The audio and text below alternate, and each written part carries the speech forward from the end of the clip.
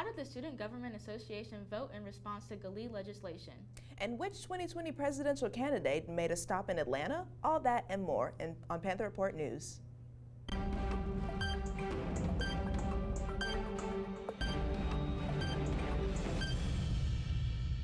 Hello, and welcome to Panther Report News. I'm Cherie Pruitt. And I'm Ashton Gates. The Georgia International Law Enforcement Exchange Program, also known as GILEE, has been a critical discussion on campus in recent months. Just before spring break, the Student Government Association University-wide Senate tabled a vote for a resolution that would encourage the university to withdraw its police department from the program. Well, late that Thursday night, the university-wide Senate tabled the vote again for the next administration. This came after the graduate Senator Kirsten Nicholson, who led an ad hoc committee to investigate the GILEE program, laid out their findings. Nicholson says because of the lack of time they were given, they were unable to complete the investigation. People that presented today thought that our police officers had gone through this training, which is inaccurate. And I learned all of that in the last couple of weeks. I think everyone needs to be as informed as possible before the spread of misinformation continues, because I've been playing more damage control the last 3 days than actually doing my schoolwork, because all of these rumors had started. So please come to the table and continue this discussion. That is our main recommendation. But before this decision was made, Atlanta community members and 11 students voiced where they stood on the resolution. Take a look. And I recently just spoke to an accepted student's parents, and his parent literally said that I will not be sending my child from a different state to Atlanta because I do not feel my son will have an experience that is free from anti-Semitism in Atlanta. Too many people on both sides of this issue make GILEE into an Israel-Palestine issue. People who are pro-Palestinian say we've got to stop GILEE because we support BDS. And people who support the Israeli government say we've got to support GILEE because we support Israel. This is not both sides. This is nonsense. GILEE should be judged. Now, this is one opinion I'll give you. GILEE should be judged based on the merits of the program. If you want to create a more safe environment for Muslims on campus, not only Muslims, but people who are subject to racial profiling in the most vulnerable communities, is it important to withdraw from this program. I'm asking you to vote no on a resolution that makes my community and myself feel unsafe as a Jewish student on our campus. At the meeting, Senator Nigel Walton pledged to reintroduce the legislation next semester. Still, Hamza Rahman, who introduced it, says he was offended by the meeting's outcome. However, I will say this, that I am, as a Muslim student, thoroughly offended that this committee isn't willing to say that GILEE's bigotry, which is hosted and funded by GSU, GSU hosts GILEE's website, that is funding. I'm offended that this legislation was tabled like this. President-elect Jackson Mejia, who sponsored the legislation, said she was confused on the meeting's outcome and was also critical of the committee's decision. To be honest, I was very confused. I do want to say, though, that the committee that was overlooking this legislation, I do want to say that, people might say some things that will make them look good. They don't want to be, caught in the crossfires. I do feel like they were influenced a lot by that, and they didn't see enough, or they probably didn't talk to people that, supported this resolution, that weren't very emotional about it, and that were just being, direct. I do feel like a lot of the people that came today and spoke for this legislation, they were very emotional, which made the committee's decision, stand harder, because they don't want this to be in emotional turmoil as it, became to be. I wish it turned out differently. The legislation previously, was written incorrectly. We did try to amend it. However, the Senate, a lot of them were, lobbied previous to this meeting, and they were all, determined to vote no on it without hearing us out first. Starting this upcoming fall semester, students across Georgia can expect to see their cost and tuition rise. On Tuesday, the Board of Regents approved a 2.5% increase in tuition for full-time in-state students. On paper, this would be a $35 or $125 raise based on the university. This approved change also cuts of the university system of Georgia's 2-year streak of not raising tuition. The college Republicans and Young Democrats went face-to-face this Monday for the great debate hosted by Vote Everywhere at Georgia State. Representatives from each organization discussed topics from immigration, racism, and privilege. Tyrik Wynn has more. It seems that every time it's a person of color, it gets blown way out of proportion. I'm not saying that it shouldn't be an issue that we should talk about, because we should deal with every issue on an individual basis. However, let's not forget that President Trump has condemned people pale skin and brown skin. Look, if we're going to disagree about Donald Trump being racist towards Representative Omar, fine, we can disagree about that.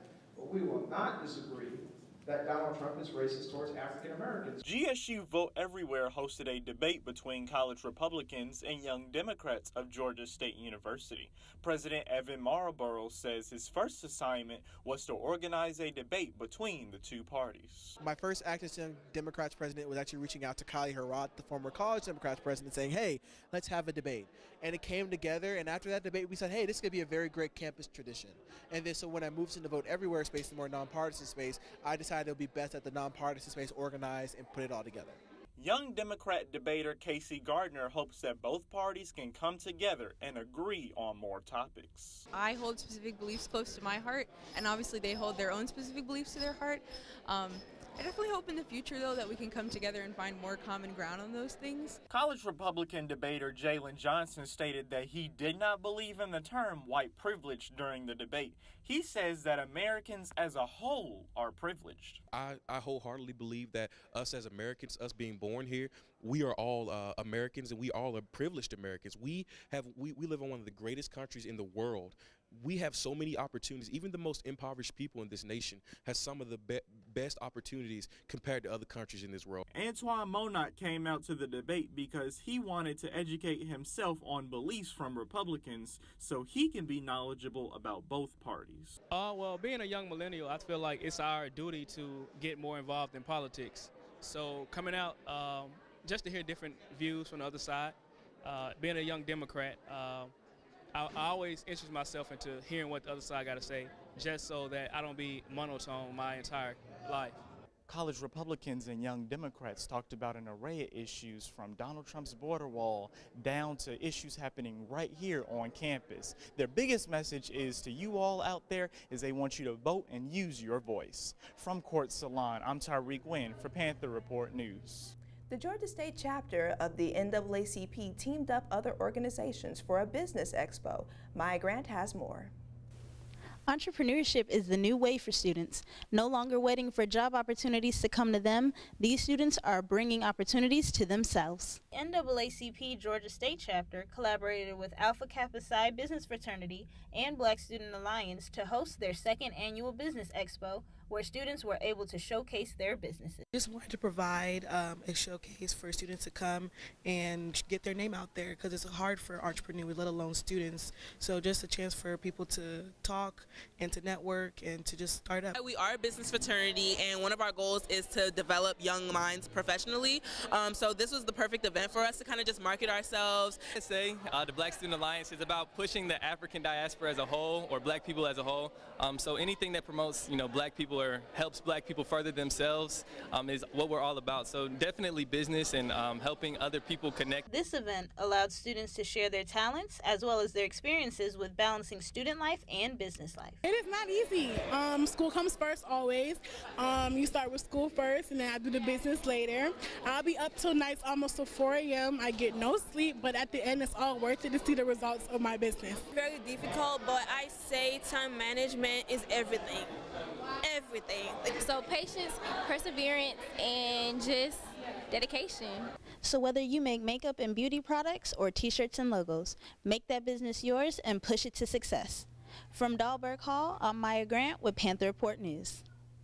The past 2 weeks have been big for Georgia State's National Panhellenic Council. Yes, it has. 3 organizations on campus had their presentation shows. Kicking it off first was the enchanting AMU chapter of Alpha Kappa Alpha Sorority Incorporated. 47 new members were inducted into the sorority in the sport arena after putting on a 2-hour show. Next, the powerful Pi Alpha chapter of Phi Beta Sigma Fraternity showcased their presentation show in Hurt Park, where they had 5 new members inducted.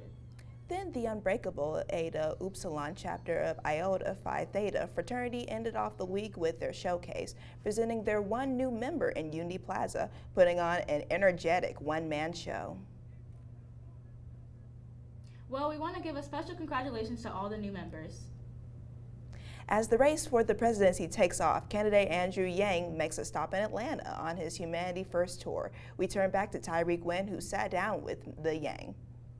2020 presidential candidate Andrew Yang is making his rounds around the country, and today he decided to stop right here in Atlanta, Georgia.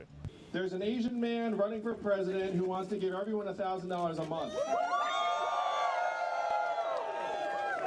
Yeah, secure the bag indeed. Georgia State student Ethan Courtson supports Yang's policies, especially his plan that he says will help better the economy. I'm really interested in Mr. Yang and his policies. I really like his universal basic income.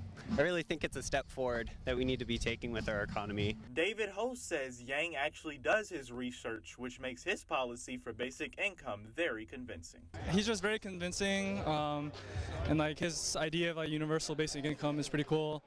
And I think, yeah, he really puts a lot of thought into it, and he really looks at the numbers like he says, and I think that's what I really like about him.